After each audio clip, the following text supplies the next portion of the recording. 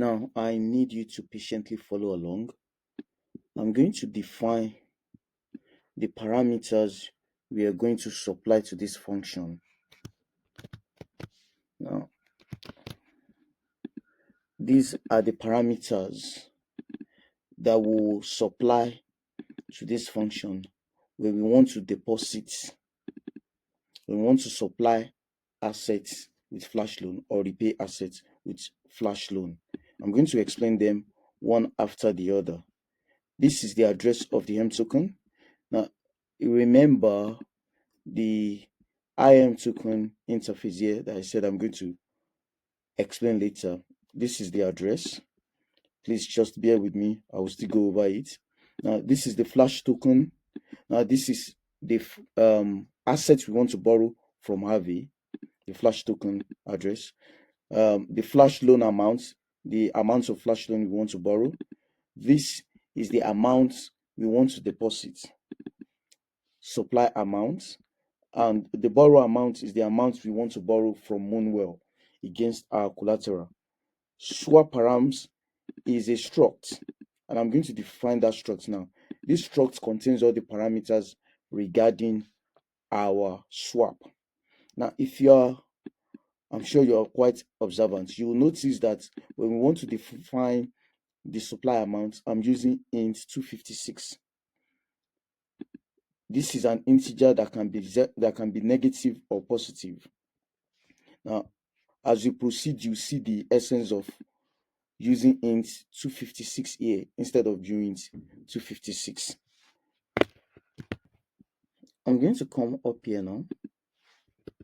I'm going to define the struct. So when we want to swap, let's say we want to swap wrapped Ethereum to Coinbase Ethereum. Amount in is the amount of wrapped Ethereum you want to put in. Path is what the tokens you want to swap. So it will be from wrapped Ethereum to Coinbase Ethereum. And then need to swap. This is a bool that will tell our that would we will test whether we need to swap or not. So it cannot either be true or false. Over here, so back to our repay or supply assets with flash loan function. Now we need to write the function itself over here. So let me rewrite the functions. So these are the things we need. Again, we have the IM token interface and the address here. So this instantiates the IM token and we are calling the underlying function on it.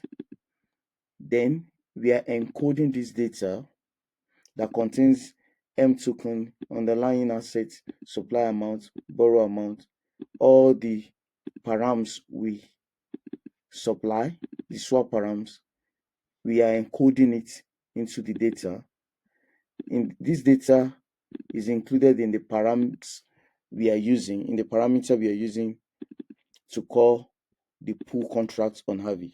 So whenever, as I said earlier, when you want to collect flash loan from aave, you call this flash loan simple function. This is the address of our current contract, of this contract, which will receive the flash loan. The flash loan token, that's the address of the token we want to borrow, the amount we want to borrow. This data is all the data we are passing in, This 0 refers to whether we have referral or not.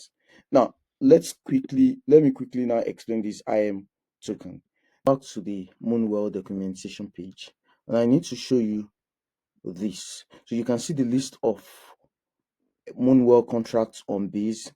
Now, particularly, you would see that there are many assets here, and we have Moonwell DAI, Moonwell USDC, Moonwell, almost all the assets that are supported by the Moonwell protocol has its own corresponding Moonwell contract. and they are the ones we call M tokens. All right. Now, basically, these M tokens are like our receipts. You get this receipt whenever you apply or deposit the underlying tokens. So if you deposit USDC now, you get an equivalent amount of moonwell USDC to show that you have deposited USDC. And whenever you want to redeem your assets back, you would have to provide this receipt. So that's why it's quite important. And if you click this, the one we will be working with, because we are going to be depositing Coinbase Ethereum, is this one. So if you click this now, it takes you to base scan. Now you can click contracts. You can click write as proxy. Over here, if you scroll down, you'll see the functions we'll be calling. We'll be calling this mint. When we want to deposit, we'll call this mint, and just call this underlying function. Underlying function will return the address of the underlying assets we are going to deposit. So basically what we are doing at this point is to get the underlying assets of the M token we want to borrow here. Now, and we encode it. Now, for Aave, if you go through Aave's documentation, whenever you are borrowing flash loan, you have to, especially when you need to use the flash loan for something, you have to provide this data and you need to implement this function, execute operation. This execute operation is what this pull contract will call back. And when it calls it back, well, as we ask for flash loan, we request for flash loan, the pull contract calls back our function, execute operation, and calls back with the params we supplied, this data we supplied, it calls it back. Now we can decode it. Now I need to rewrite this so that we can decode it properly. Let's rewrite this now. Yes. Now, again, we just follow how we encoded it. We pass in our params, we pass in address. This is also of type address. This is int 256. This is int 256, and we have a struct here. So we have to pass in this field to ensure that our params can be decoded. And when it decodes it, it will pass the value to each of the variables here. Now we can now use all our params for our strategy here. The next thing is to implement the strategy. Let me rename this to flash loan token because that's what we're going to borrow. And I'm going to rename this flash loan amount. I'm going to rename this amount to flash loan amount so that we can have consistency.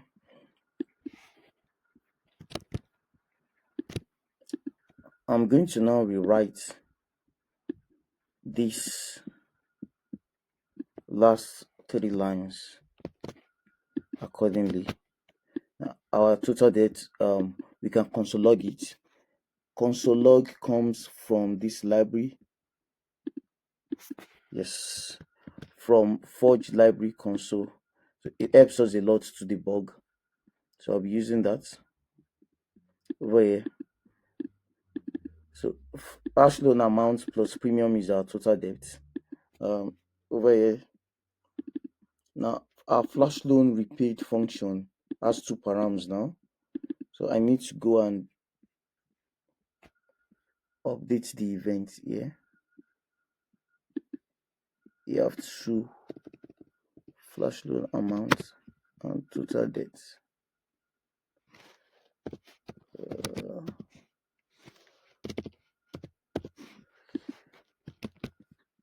So back down here, flash loan token. So this is address first, Then let me come back here. Here, first one, address slash loan token. That's what we need here.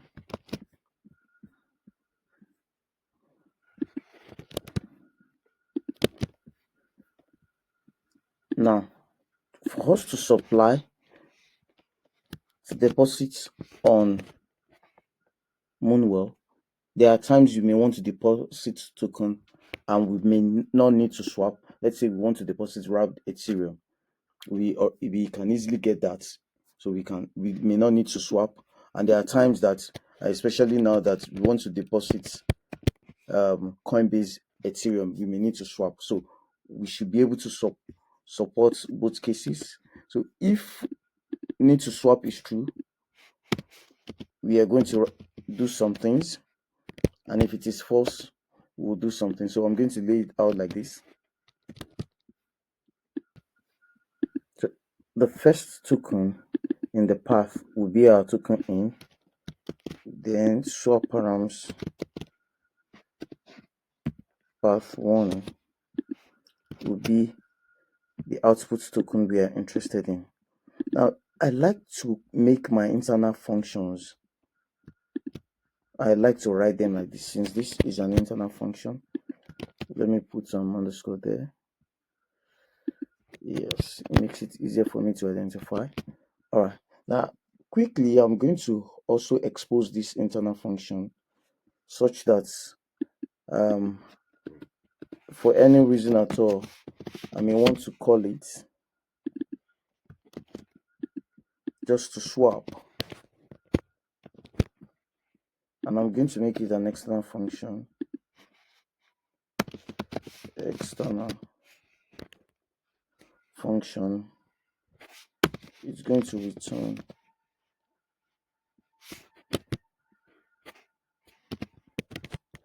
a unit 256.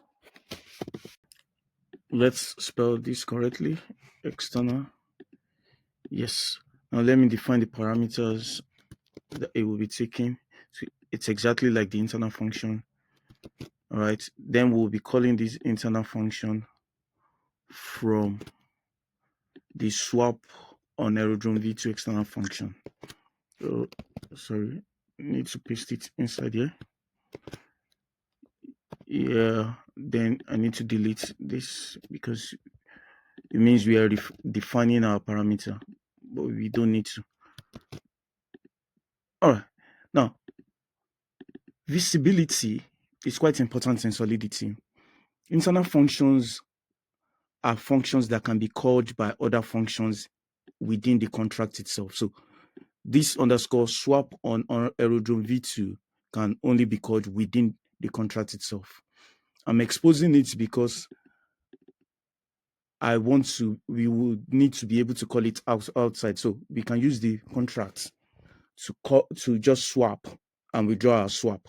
So I have an external function here which can only be called by wallet or contracts outside this contract. It can't be called within this contract. And this is how you wrap it, you expose the internal function. Let's move on to the next thing. I forgot to add return here, because whatever comes out of this is what we are returning. We now have the right token at this point to deposit, because after this swap would have been able to convert our wrapped Ethereum to Coinbase Ethereum. So the next thing is for us to deposit. So let's make the deposit to Moonwell. Now the first thing is we'll approve the contract, the M token contract, to be able to take our underlying assets for deposits. Then we are going to call mint. This is how you make deposits on Moonwell. Then we'll ensure that it's not zero if will ensure that this is zero. So this require statement ensures that this is successful. If it's not successful, the flash loan supply failed. All right. Now, after we make deposits, again, our plan is to borrow against our assets. So immediately we are going to borrow against our assets. If the borrow amount is greater than zero, then we are going to borrow against our assets. So this is to ensure that the borrow step, this line of code is successful. If it's not successful, then we'll get this flash loan borrow failed. We need to swap. The code we've written here is for the case in which we need to swap. But if we don't need to swap, then that means that we already have the right token. So just need to copy this code down here, and that will be the case. We already have the underlying token.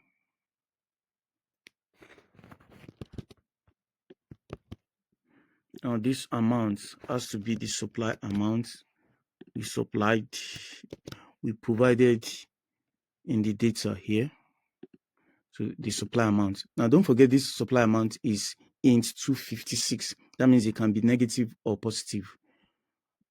So this is to cast it to an unsigned integer. At this point, if you are enjoying this video, please do not forget to like and subscribe. It goes a long way in helping me to bring content like this to you. Now, if you're a business and this looks like an idea you want to incorporate into your business, or you have any other idea and you want to put on the blockchain, just check the description of this video and book a call directly with me, and we'll take it from there.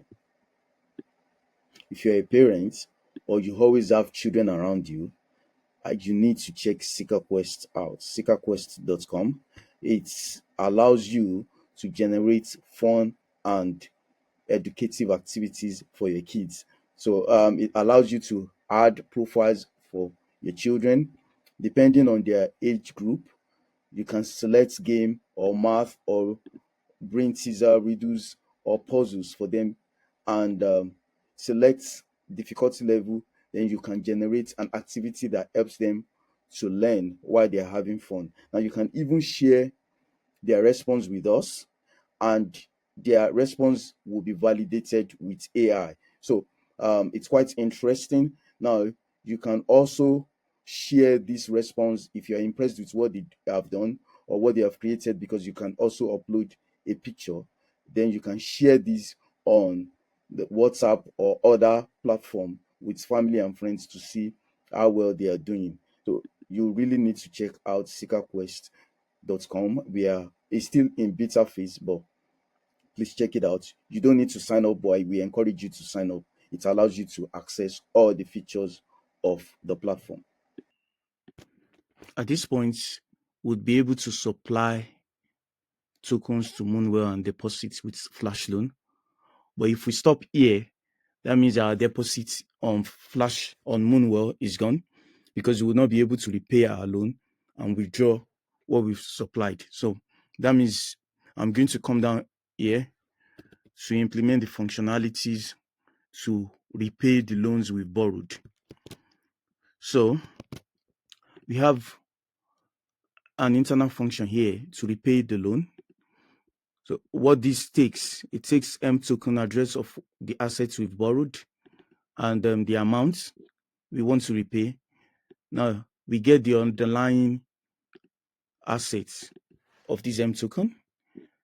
Then we wrap it around the interface of ERC20 token, because on this, all right, so we'll now get our borrow balance. Now we implemented this earlier. Nope, I've not implemented the get borrow balance. So let's quickly do that. Then I can finish my explanation. All right, the get borrow balance just help us to know how much we are owing the Moonwell protocol. So we call this get account snapshots on the IM token contract. Then we are able to get our borrow balance. So this line ensures that whatever we are owing, the protocol is greater than or equal to amounts we want to pay back. So we don't want to overpay back. We don't want to approve more than necessary for the contract, for the moonwell contract to take from our money. All right. So we do that here. Then we repay the loan on this line. Then we remit an event that we have repaid it. Now, this is an internal function which we need to also expose as an external function here. So as we did for swap aerodrome v2, I've just done the same thing here too. All right, but we need to ensure that it's only those we're allowed to call this function that are calling this function. So that's the essence of this modifier. Only whitelisted address can call that function. So I'm going to do the same thing for this function I created earlier. Only whitelisted address can call it now. Now you can see this is being underlined, this modifier. It's called non-reentrance. So this is used to protect our functions from reentrancy attack. You can watch my video on multi-dex arbitrage bots to see the explanation on that. I will also make a subsequent video. I'll make a video in the future to explain what reentrancy attack is and why it's important to protect your external functions that call other contracts with this modifier. We actually get this modifier from Open Zeppelin contracts, which we need to import, then inherit the contract here. So that makes that function, the modifier, to be available. That's why it's no longer showing error here. So please pause the video and write that.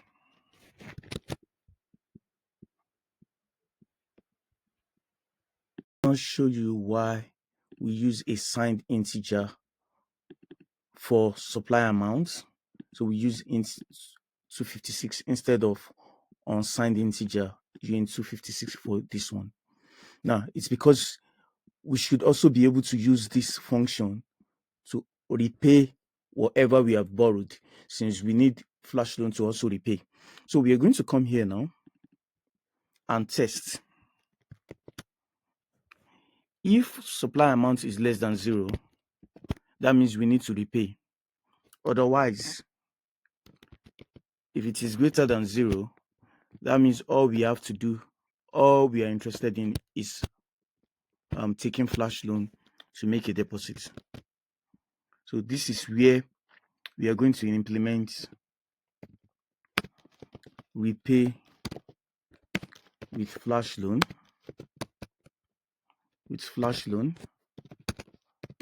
and withdraw of supplied assets. This is where we are going to do that.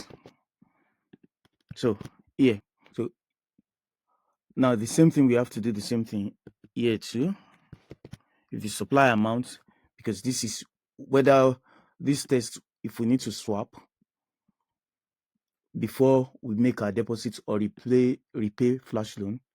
Again, if we don't need to swap, we can also deposit or repay whatever we have borrowed.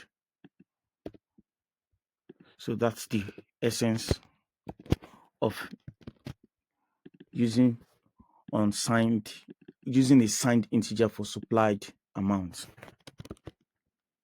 Write the code here. So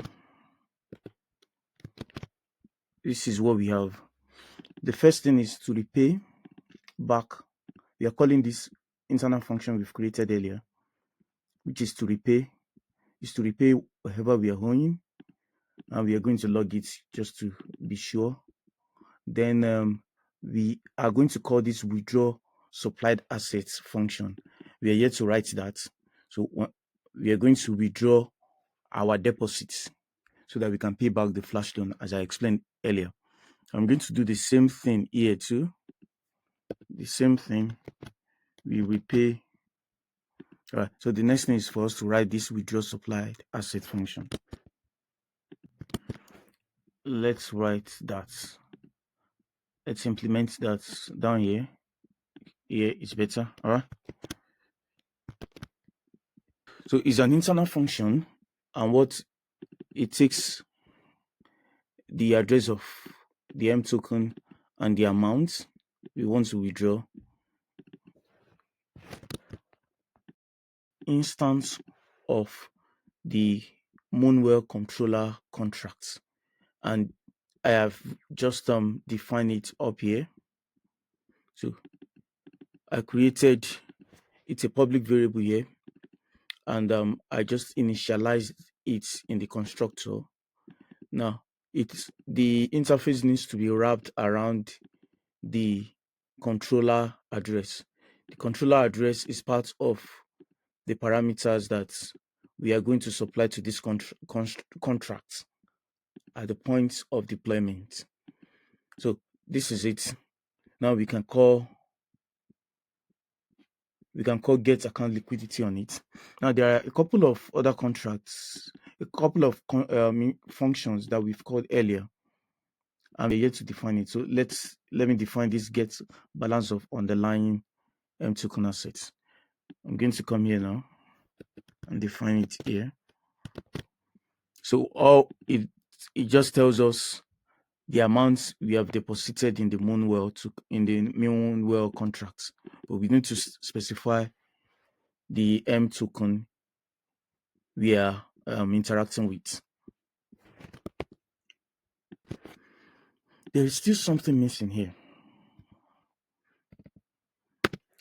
and I need you to pay attention. We are implementing swap before we deposit here. So let's say we have wrapped Ethereum, we swap it to Coinbase Ethereum, and we make our deposits here.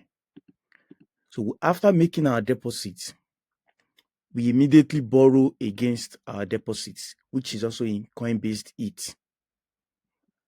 So we have Coinbase ETH here, and we need to repay our flash loan, which is wrapped Ethereum.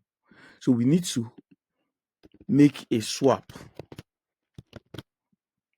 from Coinbase ETH after we borrow, because our whatever we have borrowed is in Coinbase ETH. We need to swap back to wrapped Ethereum so that we can repay our loan, because our loan is in wrapped Ethereum. So that's the essence of this now. So even if we repay, when we repay too, the token we'll get, because it's swap, we are doing swap before we repay. So we need to swap back to the flash token we borrow so that we are able to pay back what we borrowed. So you can see I have swapped around the path here. It's now the token in path 1 that will be our token in, and the token out is the one in path 0. Lastly, we need to be able to claim our reward. That's quite important. So the claim rewards function will help us to claim our reward from Moonwell. So we are calling claim reward function on the controller, the Moonwell controller. I've restricted those that can call this to only what listed address and non-reentrant to protect us from reentrancy attack.